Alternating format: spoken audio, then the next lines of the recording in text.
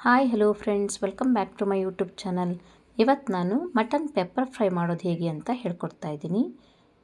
ನೀವು first time ನನ್ನ ಚಾನಲ್ನ ನೋಡ್ತಾ ಇದ್ದರೆ ಪ್ಲೀಸ್ ಸಬ್ಸ್ಕ್ರೈಬ್ ಮಾಡ್ಕೊಳ್ಳಿ. ಹಾಗೆ ಪಕ್ಕದಲ್ಲಿರುವ ಬೆಲ್ಲೈಕನ್ನು ಕೂಡ ಪ್ರೆಸ್ ಮಾಡಿ. ನಾನು ಹಾಕುವಂಥ ನೆಕ್ಸ್ಟ್ ವೀಡಿಯೋಗಳ ನೋಟಿಫಿಕೇಷನ್ ನಿಮಗೆ ಸಿಗುತ್ತೆ. ಮಟನ್ ಪೆಪ್ಪರ್ ಫ್ರೈಯನ್ನು ಊಟದ ಜೊತೆ ಸೈಡ್ ಡಿಶ್ ಆಗಿ ಕೂಡ ತಿನ್ಬೋದು, ಇಲ್ಲಾಂದರೆ ಸ್ಟಾರ್ಟರ್ಸ್ ಥರ ಕೂಡ ಇದನ್ನು ತಿನ್ಬೋದು.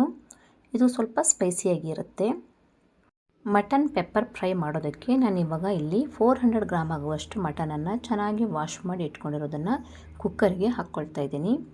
ಇದರ ಜೊತೆಯಲ್ಲಿ ಇದಕ್ಕೆ 1/4 ಚಮಚದಷ್ಟು ಅರಿಶಿಣದ ಪುಡಿ, ರುಚಿಗೆ ತಕ್ಕಷ್ಟು ಉಪ್ಪು, ಅರ್ಧ ಚಮಚದಷ್ಟು ಶುಂಠಿ ಬೆಳ್ಳುಳ್ಳಿ ಪೇಸ್ಟನ್ನು ಹಾಕ್ಕೊಂಡು ಇದನ್ನು ಚೆನ್ನಾಗಿ ಮಿಕ್ಸ್ ಮಾಡ್ಕೊಳ್ತಾ ಇದ್ದೀನಿ. ಇದು ಈ ಥರ ಚೆನ್ನಾಗಿ ಮಿಕ್ಸ್ ಆಗಿದ ಮೇಲೆ ಒಂದು 2 ನಿಮಿಷ ಇದನ್ನು ಹೀಗೆ ಬೇಯಿಸ್ಕೊಳ್ತಾ ಇದ್ದೀನಿ. ನಂತರ ಇದಕ್ಕೆ 1 ಕಪ್ ಆಗುವಷ್ಟು ನೀರನ್ನು ಹಾಕ್ಕೊಂಡು ಮತ್ತೆ ಒಂದು ಸಲ ಇದನ್ನು ಚೆನ್ನಾಗಿ ಮಿಕ್ಸ್ ಮಾಡಿ ಕುಕ್ಕರ್ ಮುಚ್ಚಳವನ್ನು ಮುಚ್ಚಿ 5 ವಿಸಿಲ್ ಹಾಕ್ಸ್ಕೊಳ್ತಾ ಇದ್ದೀನಿ. 5 ವಿಸಿಲ್ ಹಾಕ್ಸ್ಕೊಂಡ್ರೆ ಸಾಕಾಗುತ್ತೆ. ಮಟನ್ ಚೆನ್ನಾಗಿ ಬೇಯುತ್ತೆ ಸಾಫ್ಟಾಗಿ. ಮಟನ್ನ ಯಾವುದೇ ರೆಸಿಪಿಗಳನ್ನು ಮಾಡುವಾಗ ಮಟನನ್ನು ಕುಕ್ಕರ್ನಲ್ಲಿ ಬೇಯಿಸ್ಕೊಂಡ್ರೆ ಟೈಮ್ ಕೂಡ ಸೇವ್ ಆಗುತ್ತೆ ಮತ್ತು ಮಟನ್ ತುಂಬ ಸಾಫ್ಟಾಗಿ ಬೇಯುತ್ತೆ. ಇವಾಗಿದು 5 ವಿಸಿಲ್ ಆಗಿದೆ. ಕುಕ್ಕರನ್ನು ಆಫ್ ಮಾಡಿ ಇದನ್ನು ತಣ್ಣಗಾಗೋದಕ್ಕೆ ಬಿಡ್ತಾ ಇದ್ದೀನಿ. ನಂತರ ಇದೇ ಗ್ಯಾಸ್ ಮೇಲೆ ಫ್ರೈ ಪ್ಯಾನನ್ನು ಇಟ್ಕೊಂಡು ಇದಕ್ಕೆ 1 ಚಮಚದಷ್ಟು ಕಾಳುಮೆಣಸು, 1 ಚಮಚದಷ್ಟು ಧನಿಯಾ, ಅರ್ಧ ಚಮಚದಷ್ಟು ಜೀರಿಗೆ, 1/4 ಚಮಚದಷ್ಟು ಸೋಂಪು ಕಾಳು, 1 ಏಲಕ್ಕಿ, 1 ಚಿಕ್ಕ ಪೀಸ್ ಆಗುವಷ್ಟು ಚಕ್ಕೆ, 2 ಲವಂಗ, ಸ್ವಲ್ಪ ಕರಿಬೇವು, 2 ಕೆಂಪು ಮೆಣಸು, ಇದೆಲ್ಲವನ್ನು ಹಾಕ್ಕೊಂಡು ಇದನ್ನು ಚೆನ್ನಾಗಿ ಫ್ರೈ ಮಾಡ್ಕೊಳ್ತಾ ಇದ್ದೀನಿ.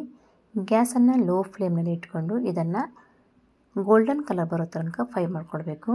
ನಂತರ ಗ್ಯಾಸನ್ನು ಆಫ್ ಮಾಡಿ ಇದನ್ನು ತಣ್ಣಗಾಗೋದಕ್ಕೆ ಬಿಡ್ತಾ ಇದ್ದೀನಿ. ಇವಾಗ ತಣ್ಣಗಾಗಿರುವ ಮಸಾಲೆಯನ್ನು ಮಿಕ್ಸಿ ಜಾರಿಗೆ ಹಾಕ್ಕೊಳ್ತಾ ಇದ್ದೀನಿ. ಇದನ್ನು ಇವಾಗ ಪೌಡ್ರ್ ಮಾಡ್ಕೊಳ್ತಾ ಇದ್ದೀನಿ ನೈಸಾಗಿ. ಇಷ್ಟು ಪೌಡ್ರ್ ಆದರೆ ಸಾಕಾಗುತ್ತೆ.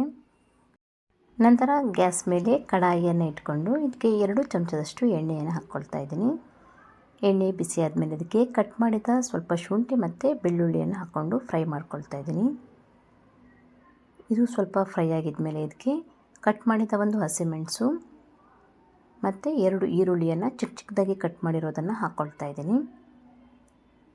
ಇದನ್ನು ಹಾಕಿದ ಮೇಲೆ ಇದನ್ನು ಚೆನ್ನಾಗಿ ಫ್ರೈ ಮಾಡ್ಕೊಳ್ತಾ ಇದ್ದೀನಿ. ಈರುಳ್ಳಿ ಫ್ರೈ ಆಗಿ ಗೋಲ್ಡನ್ ಕಲರ್ ಬಂದ ಮೇಲೆ ಇವಾಗ ಇದಕ್ಕೆ ಬೇಯಿಸಿ ಇಟ್ಕೊಂಡಂಥ ಮಟನನ್ನು ಆ್ಯಡ್ ಮಾಡ್ತಾ ಇದ್ದೀನಿ. ನಾನಿಲ್ಲಿ 5 ವಿಸಿಲನ್ನು ಹಾಕ್ಸ್ಕೊಂಡಿರೋದ್ರಿಂದ ಮಟನ್ ಪೀಸ್ ಚೆನ್ನಾಗಿ ಬೆಂದಿದೆ. ಈ ಥರ ಬೆಂದಿದೆ ನೋಡಿ. ಇವಾಗ ಇದನ್ನು ಹಾಕ್ಕೊಳ್ತಾ ಇದ್ದೀನಿ. ಇದರಲ್ಲಿ ನಾನು ಸ್ವಲ್ಪ ನೀರನ್ನು ಮಾತ್ರ ಹಾಕ್ಕೊಳ್ತಾ ಇದ್ದೀನಿ. ಇದು ಫ್ರೈ ಆಗಿರೋದ್ರಿಂದ ಸ್ವಲ್ಪ ನೀರು ಹಾಕ್ಕೊಂಡ್ರೆ ಸಾಕಾಗುತ್ತೆ. ಮಟನ್ ಬೇಯಿಸಿದ ಅಷ್ಟು ನೀರನ್ನು ಇಲ್ಲಿ ತಗೊಳ್ತಾ ಇಲ್ಲ. ನಂತರ ಇದನ್ನು ಚೆನ್ನಾಗಿ ಮಿಕ್ಸ್ ಮಾಡಿ ಒಂದು ಕುದಿ ಬಂದಿದ ಮೇಲೆ ಇದಕ್ಕೆ ಪೌಡ್ರನ್ನು ಆ್ಯಡ್ ಮಾಡ್ತಾ ಇದ್ದೀನಿ. ಇದನ್ನು ಹಾಕಿದ ಮೇಲೆ ಮತ್ತೆ ಒಂದು ಸಲ ಇದನ್ನು ಚೆನ್ನಾಗಿ ಮಿಕ್ಸ್ ಮಾಡಿ ಮುಚ್ಚಳವನ್ನು ಮುಚ್ಚಿ ಒಂದು 5 ನಿಮಿಷ ಇದನ್ನು ಕುದಿಸ್ಕೊಳ್ತಾ ಇದ್ದೀನಿ. ನಂತರ ಮುಚ್ಚಳವನ್ನು ತೆಗೆದು ಇದನ್ನು ಮತ್ತೆ ಮಿಕ್ಸ್ ಮಾಡ್ಕೊಳ್ತಾ ಇದ್ದೀನಿ. ಇದರಲ್ಲಿರುವ ನೀರೆಲ್ಲ ಫುಲ್ ಡ್ರೈ ಆಗೋ ತನಕ ಇದನ್ನು ಕುದಿಸ್ಕೊಳ್ಬೇಕು. ಆ ಥರ ಫುಲ್ ಡ್ರೈ ಇಷ್ಟ ಇಲ್ಲದೆ ಇರುವವರು ಈ ಥರ ಸೆಮಿ ಡ್ರೈ ಆಗಿದ್ದಾಗ ಗ್ಯಾಸನ್ನು ಆಫ್ ಮಾಡಿ ಸರ್ವ್ ಮಾಡ್ಬೋದು. ಫುಲ್ ಡ್ರೈ ಇಷ್ಟಪಡುವವರು ಇದನ್ನೊಂದು 2 ನಿಮಿಷ ಇದನ್ನು ಕುದಿಸ್ಕೊಂಡ್ರೆ ಇದು ಈ ಥರ ಡ್ರೈ ಆಗುತ್ತೆ.